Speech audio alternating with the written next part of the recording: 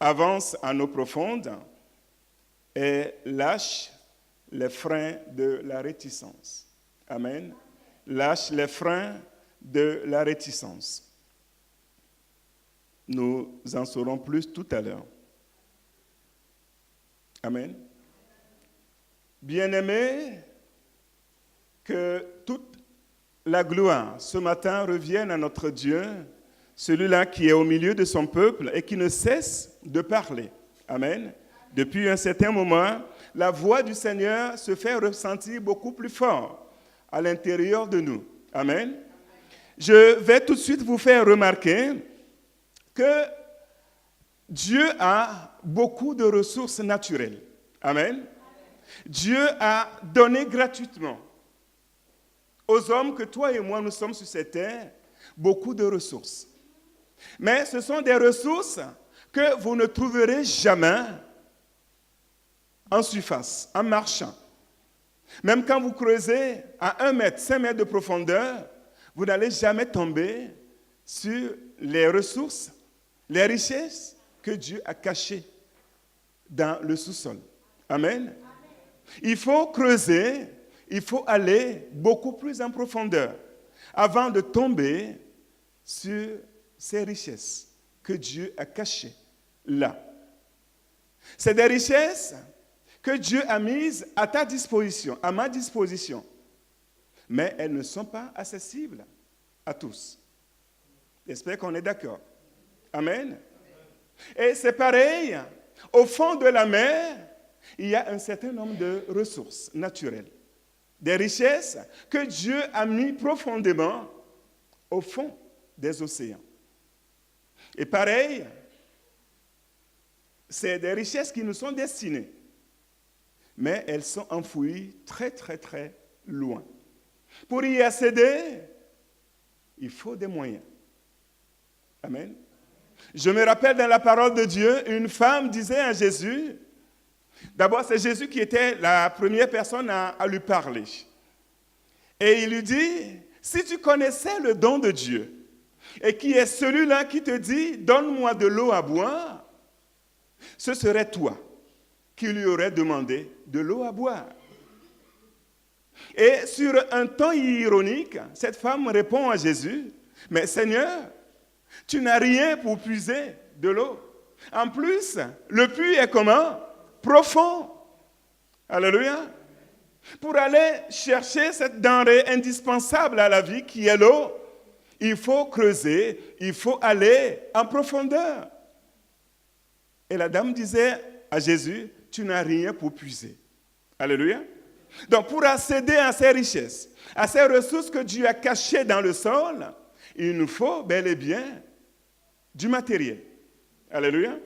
Aujourd'hui, un certain nombre de pays sous-développés souffrent énormément. Alors que nos sous-sols regorgent de ressources naturelles. Nos sous-sols regorgent de richesses. Mais à côté de cette grande réserve que Dieu nous a naturellement donnée, il y a une grande pauvreté. Pourquoi? Parce que nous n'avons pas les moyens pour aller exploiter ces richesses que Dieu nous a données. Je me rappelle avoir suivi une interview d'un ministre issu d'un pays d'Afrique centrale et j'avais très très mal au cœur parce que ce ministre, en charge de ces ressources, ne savait même pas combien de barils de pétrole sortaient de son pays tous les jours. Le pétrole, nous l'avons, c'est dans notre sous-sol, c'est au fond de la mer quelque part, mais nous ne savons pas aller en haute mer, nous n'avons pas les moyens matériels, technologiques nécessaires pour aller les exploiter. Donc l'étranger qui vient exploiter ces ressources, installer les grosses machines, il vient avec son bateau à côté, il puise le pétrole et directement ça va sur son bateau et il te dit, aujourd'hui, j'en ai puisé 10 000 barils. Tu notes 10 000 barils. Tu n'as aucun moyen pour contrôler quoi que ce soit. La parole de Dieu déclare que aussi longtemps que l'héritier demeure bébé, il ne diffère en rien d'un esclave. Alléluia. Nous sommes bénis, nous sommes riches, mais nous sommes les plus pauvres. Pourquoi? Parce que nous ne savons pas aller en haute mer, nous n'avons pas les moyens matériels nécessaires pour aller exploiter toutes les réserves que Dieu nous a données. Et sur le plan spirituel, la même chose s'applique malheureusement. Avance en eau profonde. C'est l'ordre que le Seigneur nous a donné en ce début d'année à son Église. Pourquoi? Parce qu'il sait que c'est au fond de la mer, c'est au plus profond de la terre qu'il a mis les richesses. Tout ce dont toi et moi nous avons besoin se trouve en eau profonde. Amen. Rester sur le rivage, c'est vrai, c'est réconfortant. Quand tu sens tes pieds, tu sais que tes pieds sont sur la terre ferme. Amen. C'est une zone de confort. Nous aimons être sur la terre ferme. Mais vous voyez, il suffit juste d'embarquer, de prendre une barque, d'avancer un tout petit peu, tu vas voir que tu n'es plus maître de la situation. Amen. Parce que quand là-bas commence par tanguer, tu te dis, où suis-je? Est-ce que je suis encore sur la terre ferme? Non, tu n'es plus sur la terre ferme. Et là, tu te dis, je n'ai aucun moyen de défense. Alléluia. C'est beaucoup de risques. Amen. Mais c'est ce que Dieu attend de son peuple. Amen. Être sur le rivage ou être dans une barque non loin du rivage, c'est une chose. Et cela ne comporte aucun risque. N'importe qui peut le faire. Mais ce n'est pas ce que l'Éternel des armées, le Dieu que nous servons, ce n'est pas ce qu'il demande. C'est parce qu'il attend de son peuple pour cette année 2018 et pour les années qui sont devant nous. Amen. Mais aller en haute mer, aller en eau profonde, c'est une autre paire de manches. Amen. Et heureusement pour nous, c'est ce que notre Dieu attend de toi. C'est ce qu'il attend de moi.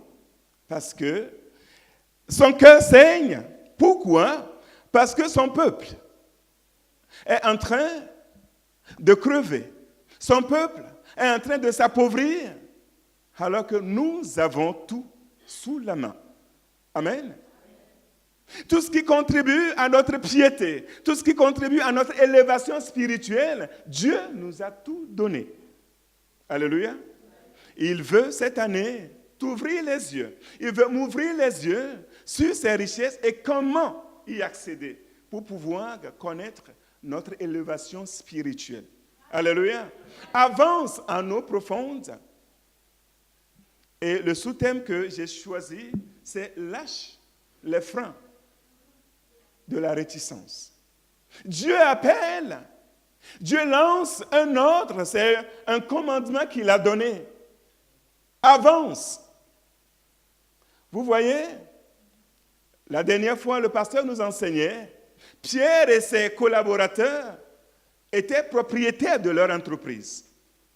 Et voici qu'un étranger, quelqu'un qu'ils ne connaissaient même pas, vient leur donner des ordres. Amen. En pleine journée, des spécialistes de la pêche qui ont passé toute la nuit à la recherche de poissons. Et malheureusement, la nuit là ne leur a pas été favorable. Ils étaient en train de laver tranquillement leur filet, en désespoir de cause, pour pouvoir tranquillement retourner, au moins se reposer, parce qu'ils étaient fatigués. Et voici quelqu'un qui débarque, sans même demander quoi que ce soit, qui s'accapare une de leurs barques, et il a commencé par enseigner la parole de Dieu. Sans aucune résistance. Pierre n'a pas ouvert la bouche. Amen. À un moment donné, Jésus a choisi de leur adresser enfin la parole. Et quand il a ouvert la bouche, ce n'est pas pour s'excuser, mais c'est pour donner un ordre. Avancez maintenant en eau profonde. Moi, à la place de Pierre, j'allais tranquillement lui demander, monsieur, qui êtes-vous? Qu'est-ce que vous connaissez de la pêche? Vous voyez l'heure qu'il est? Avancez en eau profonde. Oui, mais pourquoi faire? Jésus dit, jetez vos filets. Bizarre. Mais Pierre et ses collaborateurs, malgré leur fatigue, n'ont pas ouvert la bouche. Amen. À un moment donné, Pierre a dit, Seigneur, peut-être que tu ne le sais pas, mais je te l'apprends, toute la nuit, nous n'avons pas cessé. Mais ça n'a rien donné. Et c'est la période propice à la pêche. On est en pleine journée, tu me demandes d'avancer la barque et de jeter les filets. Et sur ta parole. Alléluia. Les conditions ne sont pas réunies. Tout autour de moi me disent autre chose. Les situations sont contraires. Mais sur ta parole. Alléluia. Le médecin a dit que c'est noir. Débranchez-le. Mais sur ta parole. Alléluia. Il y a 2 semaines en arrière, ma grande sœur, notre aînée, m'a appelé. Elle devait se faire opérer. Sa situation était compliquée. On a invoqué le Seigneur. Le jour de l'opération est arrivé. On l'a pris, on l'a préparé, on l'a amené au bloc. À un moment donné, le médecin dit, qu'est-ce qui m'arrive? Je ne comprends plus. Je ne vois plus rien. Je ne sais plus pourquoi je vais t'opérer. Et elle a dit, mon Dieu est passé par là. Alléluia. Elle nous a appelés, elle nous a fait le compte rendu. Je dis, demande encore à te faire consulter. Elle a pris rendez-vous, elle est allée se faire consulter. Et en début de cette semaine, les résultats sont tombés négatifs. Amen. Alléluia. Amen. Et qui l'a fait? Mon Dieu est passé par là. Amen. Alléluia. Amen. Nous servons un Dieu qui est capable. Amen. Amen. J'ai utilisé ma propre force, mes pensées. Mes études sont passées par là, mes diplômes ont parlé, mais ça n'a pas marché. Mais sur ta parole, je suis prêt à jeter les filets, a déclaré Pierre. Notre Dieu, il est capable. Alléluia. Et il veut t'amener, il veut m'amener en haute mer pour que toi et moi, nous puissions aller mettre la main sur tout ce qu'il a caché là-bas comme ressources. Amen. Depuis l'année dernière, Dieu était en train d'appeler son peuple à sortir de l'ordinaire, à sortir de la routine et à aller vers l'excellence. Alléluia. Vous voyez que là où Dieu veut nous amener, depuis l'année dernière, ce qu'il a commencé par nous dire cette année, les deux choses vont de pair. Alléluia. Amen. Cherchez l'excellence. Toute l'année dernière, nous avons travaillé avec ce thème. Et cette année 2018, il nous demande d'avancer en haute mer. Amen. Amen. De quitter notre zone de confort sur le rivage, sur le sable, sur la terre ferme et de nous mettre, entre guillemets, en difficulté. Amen. Parce que quand on est en haute mer, on est sujet à des difficultés. Les vagues sont beaucoup plus fortes et plus hautes. Les vents sont plus violents en haute mer. Je sais que ce n'est pas la meilleure façon de vous intéresser à la chose. En vous parlant des difficultés de la mer, je ne suis pas en train de vous encourager à prendre le large. Amen. Mais nous avons un Dieu. Amen. Alléluia. Pendant que je suis en train de parler des difficultés que l'on peut rencontrer sur la mer, en même temps, je suis en train de vous dire que nous avons quelqu'un avec nous. Amen. Son nom s'appelle Emmanuel. Alléluia. Il s'appelle Emmanuel. Je me rappelle dans la parole de Dieu, il y a un groupe de jeunes qui avaient eu la grâce de rencontrer Jésus. Il y a un d'eux qui s'appelle Nathanaël. Il est allé voir un de ses collègues. C'est plutôt quelqu'un d'autre André qui allait voir Nathanaël. Il lui a dit, nous avons vu le Christ, celui dont il est question dans les prophètes. Et ce monsieur ouvre la bouche et lui dit, est-ce que quelque chose de bon peut venir de Nazareth? Alléluia. Est-ce que quelque chose de bon peut venir de Nazareth? Et on lui dit, viens et vois. Alléluia. Mais quand Nathanaël s'approchait de Jésus, Jésus lui a dit, d'abord, il a appelé par son nom. Il lui répond, mais d'où me connais-tu? Et Jésus lui dit, quand tu étais sous le figuier, avant qu'on vienne t'appeler, moi je t'ai vu. Alléluia.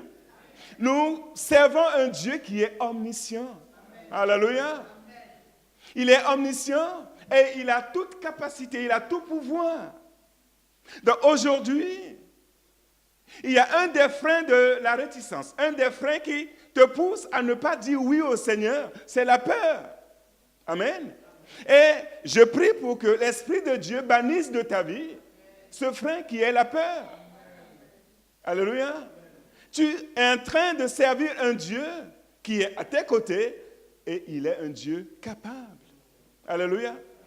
Je venais de vous parler d'une femme à qui Jésus a demandé de l'eau. À un moment donné de leur conversation, Jésus lui dit, va, appelle-moi ton mari. Elle se dit, je n'ai pas de mari. Et Jésus lui dit, tu as dit vrai. Alléluia. C'est vrai que tu en as déjà eu 5 par le passé. Même celui avec qui tu vis maintenant n'est pas non plus ton mari. Donc si tu me dis, je n'ai pas de mari, tu as dit vrai. La femme a commencé par crier. Venez voir quelqu'un, le Messie, le Christ, qui m'a tout dit me concernant. Alléluia. Et cette dame est retournée au village, a meuté tout le village et les amener à Jésus. Alléluia. Pourquoi? Parce que Jésus a lu sa vie. Jésus a lu son cœur. Alléluia. Là où toi et moi nous sommes ce matin, peut-être notre cœur est dans l'agitation. Peut-être que notre cœur est envahi par la peur. Peut-être qu'il y a des sujets dans ta famille, dans ta vie, qui font battre ton cœur. Je ne sais pas à combien, à l'heure, mais rassure-toi. Alléluia. Rassure-toi, dans ta vie, au milieu de nous, il y a quelqu'un qui sait parler aux tempêtes et au vent, et ces derniers n'ont pas le choix que de l'écouter, de se calmer. Amen. Alléluia. Amen. Nous servons un Dieu qui est capable. Alléluia. Amen. Avance ta barque et va en haute mer, sachant que tu ne seras jamais seul. Amen. Ton Dieu est à tes côtés et il est avec toi. Amen. Des vagues, nous en connaîtrons. Des vagues de l'opposition. Nous en connaîtrons. Peut-être que certaines de ces oppositions viendront même peut-être de ton propre cœur. Ta nature humaine va chercher à se faire entendre. Est-ce que tu penses que, es-tu sûr de là où tu vas? Dans ton propre cœur, l'opposition peut naître. L'opposition peut venir de l'autre, de tes proches, du prochain. Le diable aussi peut se mêler et venir agiter ton cœur. Mais le frein de la peur doit sauter au nom de Jésus. Quand tu entends la voix de ton Dieu, n'endurcis pas ton cœur. Dieu a besoin d'hommes et de femmes pour aller en haute mer. Et le message derrière la sollicitation de notre Seigneur Jésus-Christ, c'est un appel. Amen. Jésus était en train d'appeler Pierre et ses collaborateurs à sa suite, à son service, comme il est en train d'adresser le même appel à son Église aujourd'hui. Il a besoin d'hommes, il a besoin de femmes qui soient à son service. Alléluia. Mais généralement, nous avons peur. Peur du lendemain. Peur, il y a une peur aussi qui constitue un deuxième frein, c'est la crainte des hommes. C'est la crainte des hommes. J'ai parlé de la peur, je n'ai pas fini, mais je vais parler de la crainte des hommes. C'est un des freins. Amen. J'ai connu dans ce pays une dame à qui j'ai parlé de Jésus. Cette dame a clairement compris que Jésus est le seul et l'unique sauveur de sa vie. Mais quand le moment est venu pour que cette dernière se décide pour le Christ, c'était compliqué. Pourquoi? Parce qu'elle se dit, je suis née dans une famille, on est tous rosicruciens, issus de la Rose-Croix. Et à côté de ça, nous avons trouvé une religion qui est compatible à cela, c'est le catholicisme. Donc dans notre famille, nous sommes tous catholiques et rosicruciens. Donc je ne vais pas être la première à briser cette chaîne familiale, à sortir pour dire, je donne ma vie à Jésus. Donc son problème était simple comme ça. La crainte des hommes a été ce frein, je continue de prier pour elle, ce frein pour que cette dernière ne décide pas pour la foi chrétienne. Parce qu'elle a peur de ce que les autres vont penser et dire. Amen. Je ne sais pas si ce frein te concerne, la crainte des hommes. Si tu es concerné, c'est le moment. Amen. Pendant que tu entends la voix de ton Dieu qui t'appelle à lever enfin l'ancre et d'aller en haute mer au nom de Jésus. Il faut que ce frein saute, soit brisé. Alléluia. Parce que le salut est avant tout comment? Individuel et personnel. L'appel de Dieu qui t'est adressé, c'est un appel qui est personnel et individuel. Ta mère, ton père, ton frère, ta sœur ne viendra jamais te défendre devant le trône de ton Dieu. Tu t'y présenteras tout seul, comme un grand, comme une grande, pour rendre compte à Dieu de ce que tu as fait de ta vie. Alléluia. Ta femme ne viendra jamais plaider ta cause devant ton Dieu. Ton mari non plus. Mais l'appel est individuel et personnel. Donc aujourd'hui, quand tu entends sa voix, n'endurcis pas ton cœur. Amen. Dieu a besoin de toi. Dieu a besoin de son Église. N'endurcis pas ton cœur. Amen. Au milieu de la mer, ton embarcation, ta barque, peut connaître des avaries, des difficultés techniques. L'apôtre Paul, c'est quelqu'un qui a beaucoup souffert dans l'œuvre de Dieu. Je vais vous donner Actes, le chapitre 27 et 28, à méditer chez vous. Amen.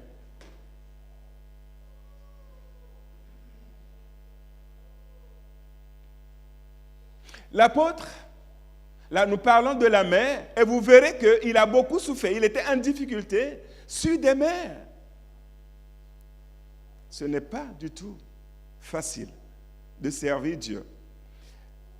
Le pasteur nous disait dernièrement que si vous rentrez dans une église et vous entendez l'homme de Dieu vous dire, maintenant que vous avez donné votre vie à Jésus et que vous êtes arrivé ici, fini les problèmes, fini les difficultés, il nous a dit, Faites vite. Amen. Prenez votre courage à 2 pieds et détalez. Alléluia. Pourquoi? Parce que cet évangile-là n'est pas vrai. Amen. La parole de Dieu déclare que c'est à travers beaucoup de difficultés. Beaucoup de difficultés. D'ailleurs, la Bible nous dit que depuis Jean-Baptiste, le royaume des cieux est forcé et l'accès n'est réservé qu'aux violents. Alléluia. Mais faisons comme cet oiseau au milieu des vagues, au milieu de l'océan, accroché à ce rocher. Alors que la mer autour de lui, la mer était en furie.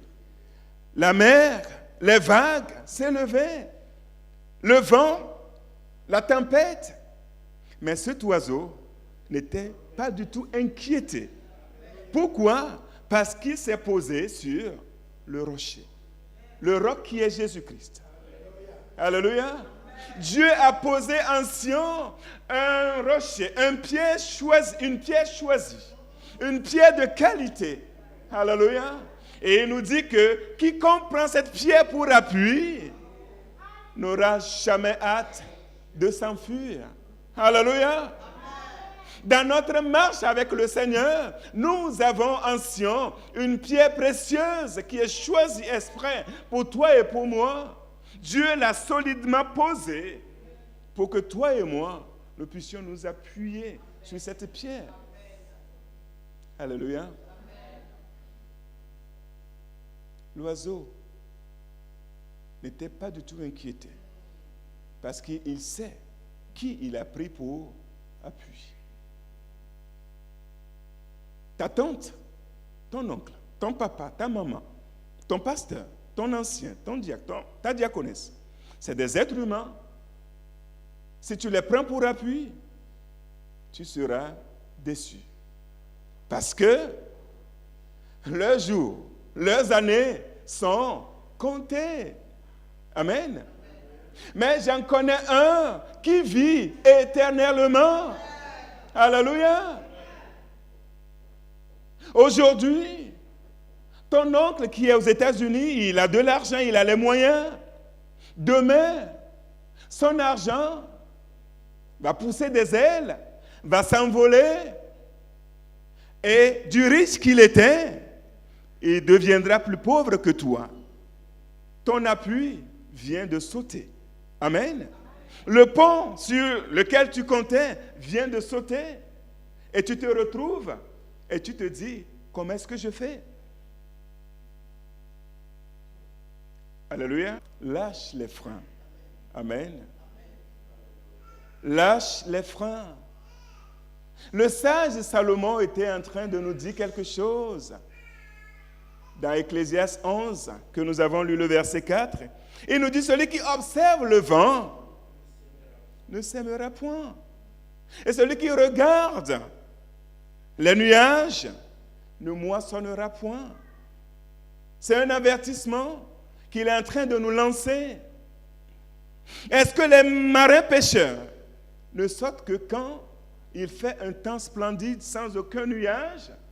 Je ne pense pas. Amen.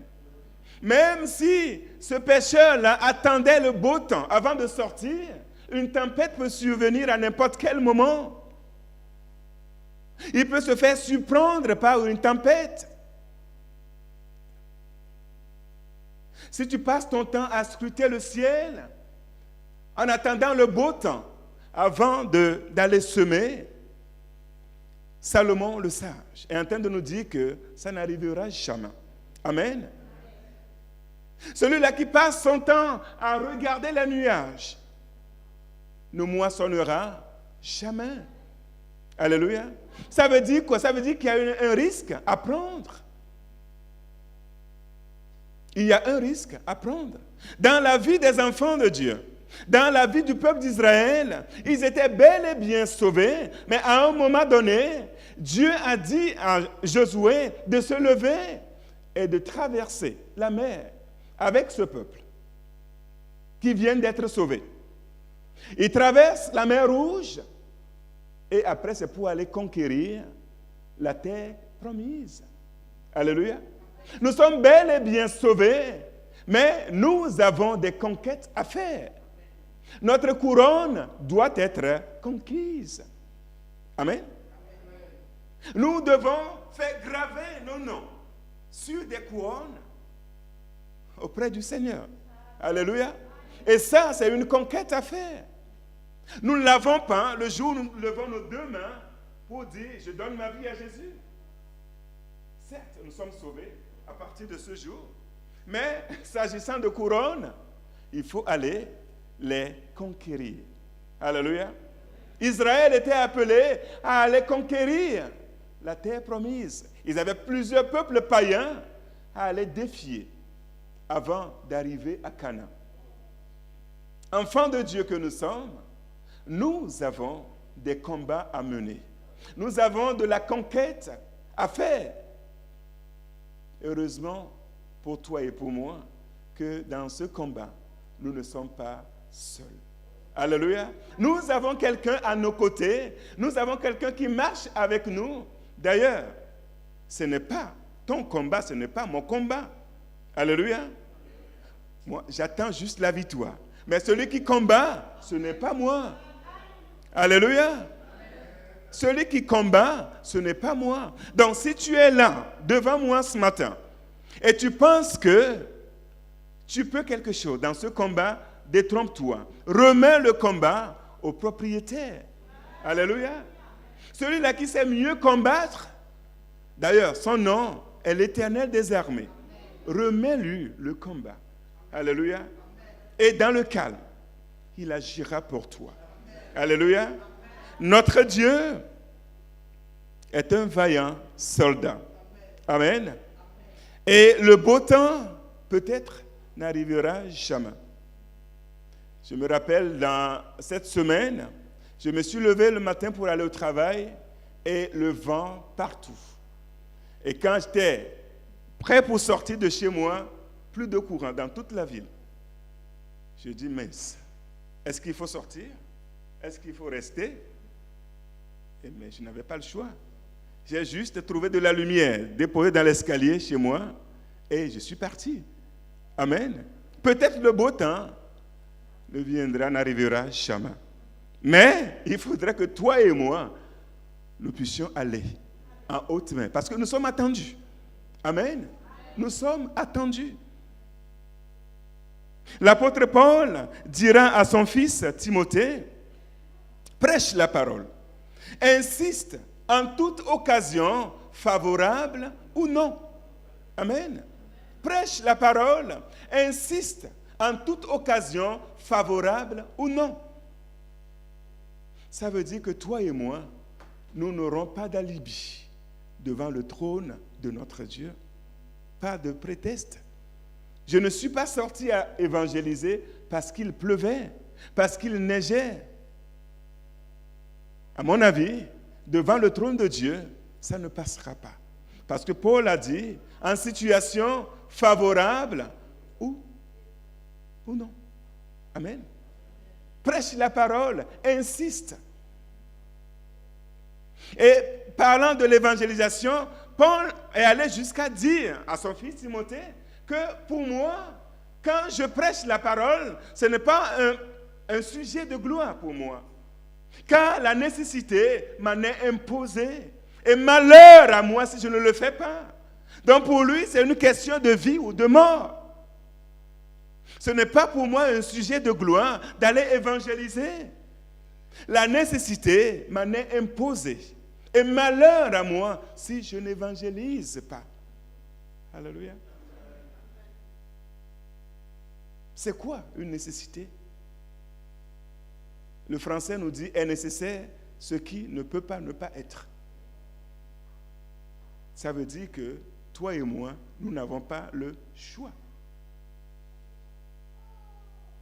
Parce que si nous n'y allons pas, le païen va périr, le pécheur va périr. Et la parole de Dieu nous dit que son sang nous sera demandé. Et ça, l'apôtre Paul l'avait bien compris. Il dit, je n'ai pas le choix. C'est une nécessité qui m'est imposée. Et malheur à moi si je ne le fais pas. Dans le peuple de Dieu, Dieu nous appelle, mais en même temps, j'ai bien peur que nous n'ayons pas le choix. Nous n'avons pas le choix, parce que nous avons un compte à rendre. Nous avons un compte à rendre. Et il dira, toujours l'apôtre Paul, et il dira à son fils Timothée, mais toi, sois sobre en toutes choses, supporte les souffrances. Amen. Fais l'œuvre d'un évangéliste, remplis bien ton ministère. Il encourage quelqu'un à supporter les souffrances. Ça veut dire que les souffrances sont inhérentes à notre mission. On ne peut pas détacher les deux. La mission d'un côté, les souffrances de l'autre, ça n'existe pas. Les deux sont imbriqués, c'est comme ça. Et Paul dit à son fils, supporte les souffrances. Amen. Fais l'œuvre d'un évangéliste, remplis bien ta mission. Et il dira aussi plus tard, mais je ne fais pour moi-même aucun cas de ma vie comme si elle m'était précieuse, pourvu que j'accomplisse ma course avec joie et le ministère que j'ai reçu du Seigneur Jésus d'annoncer la bonne nouvelle de la grâce de Dieu. Amen. C'est dur, je suis entièrement d'accord avec vous. Nous partageons le même constat. Je ne fais aucun cas de ma propre vie comme si elle m'était précieuse. Tout ce qui importe pour moi, c'est d'accomplir, d'achever la mission que Dieu m'a donnée, d'annoncer la bonne nouvelle du Seigneur. Ça, c'est un appel. Donc nous sommes appelés, s'il le faut, à y laisser notre vie. Et nous ne serons pas les premiers, ni les derniers, à passer par là. Amen. Je me rappelle, à l'époque, je devais avoir 25-26 ans, on avait fait un voyage à travers tout le Nigeria. Je parle bien du Nigeria, un pays que certains d'entre vous connaissent bien. On était 5. Ce n'est pas par insouciance, mais c'est parce que Dieu nous a demandé d'aller travailler. Amen. Imaginez-vous qu'on était obligé de traverser le Nigeria du sud au nord. J'étais le plus âgé du groupe. Notre dernier doit avoir 16-17 ans. Et on était en mission. On n'avait pas beaucoup d'argent. On devait faire la route à travers le Nigeria. Et on finissait au Cameroun. C'était compliqué. Vous connaissez les checkpoints dans ce pays. Tout mon vocabulaire anglais était fini. À chaque fois, nous perdons des heures et des heures parce qu'on n'avait pas d'argent à donner. Nous avons juste notre ordre de mission écrite et c'est tout. Nous avons de l'argent de poche et notre transport. On n'a pas d'argent à donner à ces agents pendant le voyage. C'était compliqué. Et le plus compliqué, c'était le voyage de nuit. Quand vous vous approchez du nord, il y a une ville qui m'a marqué, qui s'appelle Onitsha. Cette ville, vous ne pouvez pas voyager de nuit sans escorte militaire. Et dans la nuit, on était dans un car, il y avait 2 hommes armés qui accompagnaient les voyageurs. Et quand j'ai demandé à descendre dans cette ville, les 2 se sont regardés et ils m'ont dit, "Are you sure? Êtes-vous sûr? Are you getting down here?" J'ai dit oui. Et ils nous ont aidés avec nos bagages, les ont sortis. Et ils ont tout déposé. Ils nous ont dit, restez là, ne répondez à personne. Ça n'a pas loupé. Après, ils sont partis. On attendait autour de nous. C'est des hommes armés qui sont à la poursuite des petits bandits, un peu partout. On était là, tout calme, en train de prier, à voix basse. Alléluia.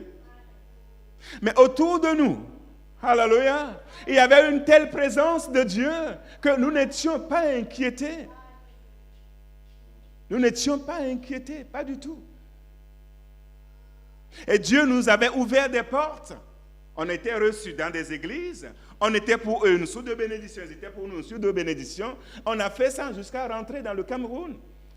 Au Cameroun maintenant, enfin, le français, on arrive, le commissaire de police, ce qui en est tombé pour une histoire de visa, voulait nous escroquer. Un commissaire de police. Donc, on a compris que nous n'étions pas au bout de nos peines. On arrive enfin un peu vers le sud, dans une ville qui s'appelle Bamenda. C'est une ville un peu montagneuse. Et il pleuvait aussi. Et on a pris un Land Rover. Donc, c'est des 4x4 exprès pour la route et pour le temps. À un moment donné, on n'avait pas le choix que de descendre dans la boue, pousser cette voiture, tirer. Donc tout le monde était fatigué, sous la pluie. À peine on rentre, je commence par ronfler. Et j'ai enlevé mes chaussures. Dans mes pieds, n'étaient plus dans mes chaussures. Et vu tout ce que les chaussures ont subi, à un moment donné, ça dégageait de l'odeur. Je dormais, je ne savais même pas ce qui se passait autour de moi. Ils étaient tous en train de chercher le cadavre de quel oiseau, de quel animal était dans la voiture en train de puer.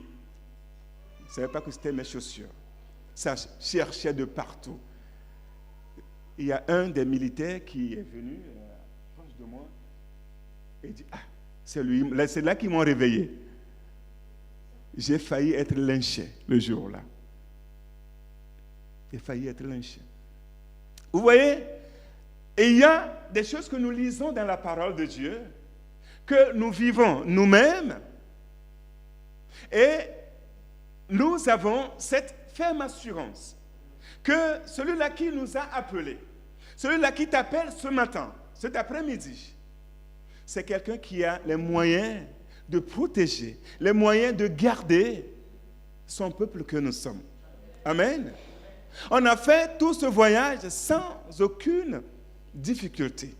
Amen. Des problèmes, il y en a eu. Mais on est allé et rentré chez nous sains et saufs. Dieu nous a fait grâce.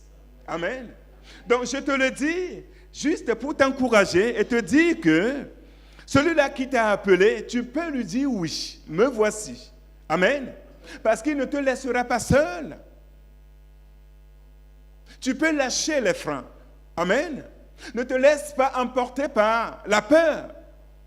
Que la crainte des hommes ne te pousse pas à refuser l'appel du Seigneur. Amen. Je vais vous faire lire Jean chapitre 12 chez vous. Jean 12, versets 42-43. Vous lirez ce passage chez vous. Parce que là, nous voyons des hauts dignitaires juifs qui ont donné leur vie à Jésus. Ils ont cru en Jésus. Mais à cause de la peur des hommes, ils ne pouvaient pas confesser publiquement leur foi en Jésus. Amen. Ils ne pouvaient pas. Parce qu'ils ont peur de se faire chasser des synagogues. Ils préféraient la gloire des hommes que celle qui vient de la part de Dieu.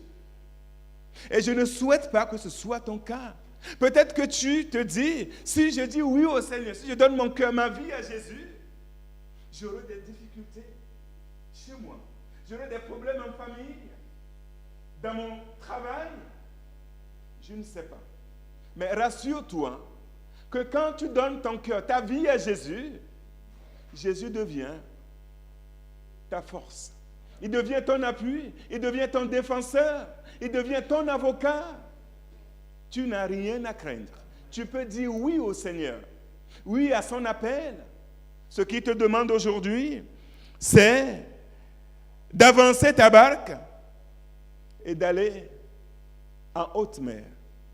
Il y en a malheureusement, nous sommes en Europe, ils sont des chrétiens, ou ils sont dans la grande ville, ils sont des chrétiens, mais une fois qu'ils se retrouvent au pays, une fois qu'ils se retrouvent au village, ils sont des païens. Leur foi qu'ils vivent ici, au pays, personne ne sait qu'ils sont des chrétiens. Quand ils sont dans la grande ville, à la capitale, ils sont des chrétiens, mais leur foi n'est pas connue au village. Donc, dès qu'ils arrivent au pays, dès qu'ils arrivent au village, ils deviennent des païens. Ils se fondent facilement dans la masse, ils font comme monsieur tout le monde. Pourquoi? Parce que leur foi est cachée. Ils vivent leur foi cachée. C'est ce qui se passe dans le passage que je vous ai donné. Aujourd'hui, que la peur, la crainte des hommes ne te pousse pas à refuser l'appel du Seigneur. Embarque avec nous. Viens sur le bateau du Seigneur et allons en haute mer. Parce qu'il y a plein de richesses. Le Seigneur en a caché là plein. Et il veut nous amener là-bas. C'est pour que toi et moi, nous puissions connaître ce qu'on appelle la prospérité spirituelle. Alléluia. Il veut que notre vie chrétienne porte des fruits. Et des fruits qui subsistent jusque dans la vie éternelle. Et c'est à partir de ces fruits que toi et moi, nous serons récompensés. Pierre a dit à Jésus, Luc 5, le verset 5, « Toute la nuit, nous avons travaillé, nous avons péché, mais nous n'avons rien pris. » Ça s'appelle un échec. Amen. Mais des fois, ces échecs peuvent devenir facilement des arguments que nous brandissons devant le Seigneur. Je ne sais pas parler, je l'ai déjà fait par le passé, ça n'a pas marché. Non. Si même tu l'as fait par le passé, ça n'a pas marché. Si tout le monde autour de toi ont semé sur ce terrain et n'ont rien eu, sur la parole du Seigneur. Alléluia. Sur sa parole, tu vois bien que c'est de la pierre. Mais si c'est le Seigneur qui te demande de creuser et de semer, vas-y. Creuse et sème. Tu seras surpris. Alléluia. Sur ta parole, je jetterai le filet. Amen. Donc que l'échec que tu as connu dans le passé ne devienne pas un frein pour que tu refuses l'appel du Seigneur. On nous a appris dernièrement à transformer nos échecs en succès. Nous avons les secrets, nous avons les clés pour le faire. Alléluia. De l'obéissance sur ta parole. Amen. Pour finir, il y a le diable qui parle à nos oreilles. C'est le dernier frein. Dans la vie des enfants d'Israël en Égypte, quand ils devaient traiter avec Pharaon, il s'est passé quelque chose que je vais rapidement vous souligner et après nous allons passer à table. Je vous lis rapidement Exode, le chapitre 8. Exode, chapitre 8. Je vous lis le verset, à partir du verset 21. Je vais m'arrêter au verset 24. Pharaon appela, Exode 8, à partir de 21. Pharaon appela Moïse et Aaron et dit, « Allez, offrez des sacrifices à votre Dieu dans le pays. » Moïse répondit, « Il n'est point convenable de faire ainsi, car nous offrirons à l'Éternel notre Dieu des sacrifices qui sont en abomination aux Égyptiens. Et si nous offrons sous leurs yeux les sacrifices qui sont en abomination aux Égyptiens, ne nous lapideront-ils pas?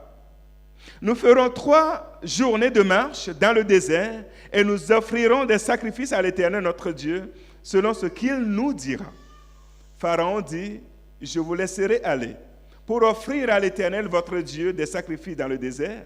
Seulement, vous ne vous éloignerez pas en y allant. Priez pour moi. » Amen. Vous voyez, Pharaon est en train de passer par tous les moyens pour arracher des compromis au peuple de Dieu. Je suis d'accord de vous laisser faire des sacrifices à votre Dieu, mais faites les sacrifices ici en Égypte. Amen. Faites des sacrifices ici en Égypte. Tu peux dire oui à cet appel, mais n'en fais pas trop. D'accord? Allez de temps en temps à l'église, Je pense que ça suffit. Si tu arrives à prier 5 minutes par jour, ça va largement. Il ne faut pas exagérer non plus. C'est ce que j'appelle des compromis. Pharaon disait au peuple de Dieu, vous pouvez y aller, seulement ne vous éloignez pas. Plus tard, il leur dira, laissez vos femmes et vos enfants ici, et vous les hommes, allez sacrifier. Moïse et Aaron ont dit, pas question. Alléluia. Fuyons les compromis. Fuyons les compromis. Parce que la voix de l'autre, du diable, te dira, ne t'engage pas trop. Je pense que leur affaire là n'est pas claire. Ne t'engage pas. Une fois en passant, oui, tu peux donner 10 euros, 5 euros. Ça va. Ne t'engage pas. D'ailleurs, tu n'es pas le seul chrétien, la seule chrétienne. Regarde les autres. Ils ne sont pas à fond comme toi. Toi, tu veux accomplir toute la Bible à toi seul. Tu exagères. Matin, midi, soir, tu es à l'église. Tu finis le boulot, au lieu de rentrer à la maison, tu passes d'abord par l'église. Tu passes ta vie à jeûner et à prier. Ouvre un peu les yeux. C'est ce que j'appelle des compromis. Au nom de Jésus, que cette compromission, que Satan cherche à gagner avec toi, que cela soit annulé. Amen. Engage-toi, embarque-toi avec nous. Viens, allons en haute mer et allons sauver. Allons jeter le filet. À la fin, Jésus disait à Pierre, désormais, tu ne vas plus pêcher des poissons, mais je suis prêt à faire de toi un pêcheur d'hommes. C'est ce que Dieu veut faire de cette assemblée. Il veut que toi et moi, nous nous levions. Il va ceindre nos reins, il va nous équiper et nous amener dehors. Nous faire quitter notre zone de confort. Vous voyez, on est bien entre nous ici. Il fait chaud. Amen. On est à l'aise. C'est ça notre zone de confort. On a une belle salle, tout va bien. On a un pasteur, on a des dirigeants, on a des frères et des sœurs. Le sourire des uns et des autres, ça réchauffe le cœur. Mais le Seigneur, il veut qu'à un moment donné, qu'on franchisse cette porte. Amen. Qu'on rentre dans le froid et qu'on aille dire à quelqu'un, Jésus sauve. Alléluia. Qu'on aille dire à quelqu'un, viens dans la barque. Donne ton cœur à Jésus. Pour finir, bien-aimés, est-ce que nous allons nous présenter devant le Seigneur les mains vides? Depuis que tu as donné ta vie, ton cœur à Jésus, combien d'âmes tu as gagné au Seigneur? Quand tu regardes dans le rétroviseur, est-ce qu'il y a des visages qui te viennent? Celui-là, celle-là, par la grâce de Dieu, il est venu au Seigneur par mon témoignage. Est-ce que ta main, est-ce qu'elle est vide? Est-ce que tu as quelque chose à présenter au Seigneur au dernier jour? Est-ce que auprès du Seigneur, est-ce que tu as une couronne qui porte ton nom? Gravé là, Monsieur Untel, en mémoire du sacrifice que tu allais faire dehors, dans le froid, dans la neige, pour que cette personne vienne au Seigneur. Avec quoi me présenterai-je devant le trône de l'Éternel? C'est la question sur laquelle je vais finir. Que l'Esprit de Dieu fasse sauter tous les freins. Amen. Que la voix de l'autre, au nom de Jésus, soit détruite. Que seule la voix du Saint-Esprit résonne fort dans notre intérieur et que nous disions oui au Seigneur. Que la crainte des hommes, la peur quitte notre vie. Alléluia. Que les échecs du passé, au nom de Jésus, soient transformés en des succès, afin que nous puissions aller selon la voie du Seigneur. Je ne sais pas parler. Je suis issu d'une famille pauvre. Je n'ai pas les moyens. Ils ne me croiront pas. Ça ne marchera pas. Ça, c'est la voie de l'autre. Mais le Saint-Esprit te dit, va avec la force que je te donne. Que le Seigneur vous bénisse. Amen.